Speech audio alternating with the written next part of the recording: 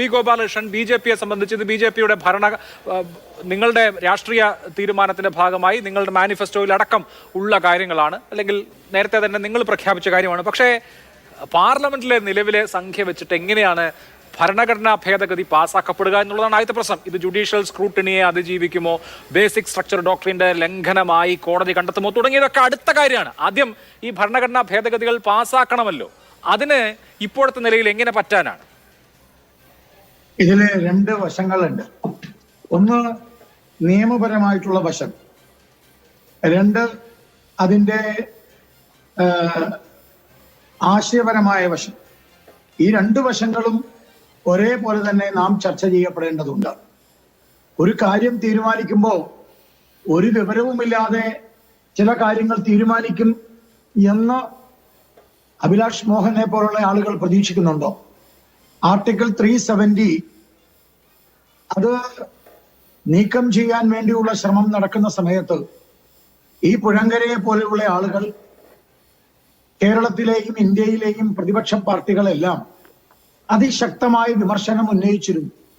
ജമ്മു കാശ്മീരിലെ ആളുകൾ പറഞ്ഞു, അവിടുത്തെ PDPയുടെയും അതുപോലെ മറ്റ് രാഷ്ട്രീയ പ്രസ്ഥാനങ്ങളെല്ലാം പറഞ്ഞു അത് സാധ്യമാവില്ല, അതൊരു കാരണവശാലും ഈ സർക്കാരിന് കഴിയില്ല. പക്ഷേ സാധ്യമാവാത്തതെല്ലാം സാധ്യമാക്കിയതാണ് നരേന്ദ്രമോദി സർക്കാർ. ഇപ്പൊ നേരത്തെ മിസ്റ്റർ നിരീക്ഷകനായി വന്നിട്ടുള്ള ഷാബു പ്രസാദ് പറഞ്ഞുവല്ലോ, ടാക്സിന്റെ കാര്യത്തിൽ, GSTയുടെ കാര്യത്തിൽ ഇതേപോലത്തെ അഭിപ്രായ വ്യത്യാസങ്ങൾ വന്നിരുന്നു. ആധാറിന്റെ കാര്യത്തിൽ ഇതേപോലത്തെ അഭിപ്രായ വ്യത്യാസങ്ങൾ വന്നിരുന്നു. റേഷൻ കാർഡുമായി ബന്ധപ്പെട്ട വിഷയത്തിൽ ഇതേപോലത്തെ അഭിപ്രായ വ്യത്യാസങ്ങൾ വന്നിരുന്നു. അതുകൊണ്ട് അതിന്റെ ടെക്നിക്കൽ കാര്യം വിടും, കാരണം അത് ഞങ്ങൾക്ക് വിട്ടേക്കൂ. ഞങ്ങളത് ഇപ്പോ പാസ്സാക്കിയിട്ടുള്ള ഈ നിയമങ്ങളെക്കാൾ കോംപ്ലക്സ് ആണ് ഇപ്പോഴത്തെ ഈ proposed one nation one election. കാരണം നിരവധി ഭരണഘടനാ പ്രൊവിഷനുകൾ ഭേദഗതി ചെയ്യേണ്ടതുണ്ട്. 15 പ്രധാനപ്പെട്ട ഭരണഘടനാ ഭേദഗതികൾ ആവശ്യമുണ്ട്. ആർട്ടിക്കിൾ 83 ലോക്സഭയുടെ കാലാവധിയെക്കുറിച്ച് പറയുന്ന ആർട്ടിക്കിളാണ്. ആർട്ടിക്കിൾ 172 സംസ്ഥാന നിയമസഭകളുടെ കാലാവധിയെക്കുറിച്ച് പറയുന്ന ആർട്ടിക്കിളാണ്. ഇവയൊക്കെ ഭേദഗതി ചെയ്യുകയും പുതിയ ഭരണഘടനാ പ്രൊവിഷനുകൾ ഭരണഘടനയിൽ സ്ഥാപിക്കുകയും ഒക്കെ വേണം. അത് കേവലം ഒരു പാർട്ടിയുടെ തീരുമാനം കൊണ്ട് മാത്രം നടപ്പാക്കാൻ കഴിയുന്ന കാര്യമല്ലല്ലോ. അതുകൊണ്ടാണ് ഞാൻ എങ്ങനെ ഇത് സാധിക്കുമെന്ന ചോദ്യം ചോദിച്ചത്. അഭിലാഷ് മോഹൻ, ഈ ഭരണഘടന എന്ന് പറയുന്നത് ഇരുമ്പൊലക്കെ ഒന്നുമല്ല. ഭരണഘടന ഇരുമ്പൊലക്കെ ആയിരുന്നെങ്കിൽ ഈ 108, 110 അമെന്റ്മെന്റ് വരികയില്ലായിരുന്നല്ലോ. അപ്പൊ അത് ഇരുമ്പൊലക്കൊന്നുമല്ല, അതൊക്കെ അമെന്റ്മെന്റ് വരും. ഇപ്പൊ തന്നെ നിങ്ങൾ ഈ 3ാം തവണയും നരേന്ദ്രമോദി സർക്കാർ അധികാരത്തിൽ വന്നപ്പോൾ അഭിലാഷ് മോഹനെ പോലുള്ള ആളുകൾ എന്റെ ചർച്ചയിൽ, താങ്കളെടുത്ത ചർച്ചയിൽ ഞാൻ വന്നപ്പോൾ പറഞ്ഞത്, എവിടെ പോയി ഗോപാലകൃഷ്ണ, നിങ്ങൾക്ക് ഇനിയും ഈ വൺ എലക്ഷൻ എന്ന ഈ കൺസെപ്റ്റ്, ആ കൺസെപ്റ്റ് നിങ്ങൾക്ക് വൺ നാഷൻ വൺ എലക്ഷൻ എന്ന കൺസെപ്റ്റ് നിങ്ങൾക്ക് നടത്താൻ പറ്റുമോ? അതിനെ ഇവരാരും അനുവദിക്കില്ലല്ലോ എന്നല്ലേ പറഞ്ഞത്. പക്ഷെ ഇന്ത്യയിലെ 16 NDA സഖ്യവും 16 പേരും ഇന്ന് ഇതിനെ അനുകൂലിച്ചിരിക്കുന്നു. അതാണല്ലോ അതിന്റെ ഏറ്റവും പോസിറ്റീവായിട്ടുള്ള വശങ്ങൾ. ഇനിയും രാജ്യസഭയിൽ ഇതിനെ എങ്ങനെ മറികടക്കും എന്നുള്ളതാണ്. അതായത് ലോക്സഭയെ സംബന്ധിച്ചിടത്തോളം, പാർലമെന്റിനെ സംബന്ധിച്ചിടത്തോളം ആ കാര്യം കഴിഞ്ഞിരിക്കുന്നു. ലോക്സഭയിലെ വിഷയം കഴിഞ്ഞു. ലോക്സഭയിലെ 16 NDA ഘടകകക്ഷികൾ പിന്തുണച്ചതുകൊണ്ടായോ 3/2 ഭൂരിപക്ഷം ആവശ്യമുള്ള ഭരണഘടനാ ഭേദഗതികളുണ്ട്.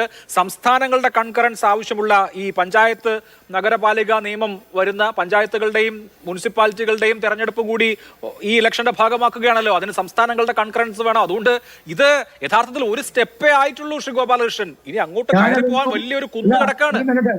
അല്ല, ഇതിപ്പോ ഒരു സ്റ്റെപ്പേ ആയിട്ടുള്ളൂ എന്ന് താങ്കൾ പറയുന്നതിനോട് 100% ഞാൻ യോജിക്കുകയാണ്.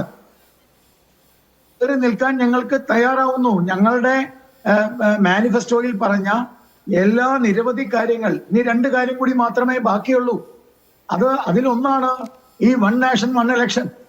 അത് കഴിഞ്ഞാൽ ഞങ്ങൾ അടുത്തതെടുക്കും, ഏക സിവിൽ കോഡ്. അപ്പൊ ഇതിനകത്ത് 2 വശങ്ങളുള്ളൂ. ഞാൻ പറഞ്ഞു 2 വശമുണ്ട്. അതിന്റെ ഒരു ടെക്നിക്കൽ വശത്തിലാണ് താങ്കൾ നിൽക്കുന്നത്. ഇതെങ്ങനെ സാധ്യമാവും എന്നുള്ളത് ഞങ്ങൾക്കറിയാം. അതിനുള്ള സംവിധാനം ഞങ്ങളുടെ കയ്യിലുണ്ട്. ഞങ്ങൾ ആ സംവിധാനത്തിലൂടെ അത് നടപ്പാക്കും. ഒറ്റ കാര്യം മാത്രം പറഞ്ഞോട്ടെ ഞാൻ, കാരണം മിസ്റ്റർ പുഴങ്കര പറഞ്ഞു ഇന്ത്യ നിലനിൽക്കണമെങ്കിൽ ഈ വൺ ഇന്ത്യ വൺ ഇലക്ഷൻ എന്നുള്ളത് മാറ്റണം എന്നാ പറയുന്നത്. വാസ്തവത്തിൽ ഇതേപോലത്തെ വിഡ്ഢിത്തരം ലോകത്ത് ആരും പറയില്ല. ഇന്ത്യയായി നിലനിൽക്കാൻ വേണ്ടിയാണ് ഈ കൺസെപ്റ്റ് എടുക്കുന്നത്. കാരണം പുഴങ്കരയെ പോലെയുള്ള ആളുകൾ എപ്പോഴും കട്ടിംഗ് സൗത്തിനെ കുറിച്ച് ചിന്തിക്കുന്നവരാണ്. ജമ്മു കാശ്മീർ പാകിസ്ഥാന്റെ ഭാഗമോ അല്ലെങ്കിൽ ഇന്ത്യയുടെ ഭാഗത്തിൽ നിന്ന് മാറ്റി നിർത്തുകയോ ഒക്കെ ചെയ്യണം എന്ന് ആഗ്രഹിക്കുന്നവരാണ്. ഞങ്ങളെ സംബന്ധിച്ചിടത്തോളം അങ്ങനെയല്ല. ഇനി അദ്ദേഹം പറയുന്നത് ഇത് ഭരണഘടനയുടെ അടിസ്ഥാന മൂല്യവും അടിസ്ഥാന ബേസും തകർക്കുമെന്ന. അങ്ങനെയാണെങ്കിൽ ഭരണഘടന ഉണ്ടായതെന്ന 1952 മുതൽ 1967 വരെ ഈ ഇന്ത്യ മഹാരാജ്യത്ത് നടന്നത് വൺ ഇലക്ഷൻ ആയിരുന്നില്ലേ? അപ്പോ വൺ നാഷൻ വൺ ഇലക്ഷൻ ആയിരുന്നു 1952 മുതൽ 1967 വരെ. എന്ന് മാത്രമല്ല 1970 അമെന്റ്മെന്റിലും അതുപോലെ തന്നെ 170 എന്റെ ഓർമ്മ ശരിയാണെങ്കിൽ അതിലും അതേപോലെ തന്നെ ലോ കമ്മീഷനും എല്ലാം തന്നെ ഈ ലോ കമ്മീഷന്റെ 170 ഒറ്റ ഞാൻ ഇപ്പൊ തീർക്കാം. ലോ കമ്മീഷന്റെ 170 റിപ്പോർട്ട് 1999 1999 റിപ്പോർട്ടില് ആ ലോ കമ്മീഷൻ പറയുന്നത് ഇത് തന്നെയല്ലേ? അത് മാത്രമല്ല 1983 അതിനുശേഷവും ഈ വിഷയം ഇവർ ഉന്നയിച്ചിട്ടുണ്ട്. ഇലക്ഷൻ കമ്മീഷൻ പറഞ്ഞിട്ടുണ്ടല്ലോ. അപ്പൊ ഇന്ത്യയിലെ ഇലക്ഷൻ കമ്മീഷനും ഇന്ത്യയിലെ ലോ കമ്മീഷനും സജസ്റ്റ് ചെയ്തതും 1962 മുതൽ 52 മുതൽ 1967 വരെ ഈ ഇന്ത്യ മഹാരാജ്യത്ത് നടന്നതുമാണ് ഈ വൺ നാഷൻ വൺ ഇലക്ഷൻ. ശരി, അതിനെന്തിനാ ഇങ്ങനത്തെ ബഹളം കൂട്ടുന്നത്? ശരി, അത് നമുക്ക് അതിന്റെ പ്രശ്നം എന്തൊക്കെയാണ് അതിന്റെ പ്രശ്നങ്ങൾ എന്നുള്ളത് അടുത്ത റൗണ്ടിൽ നമുക്ക് വിശദമായി ചർച്ച ചെയ്യാം.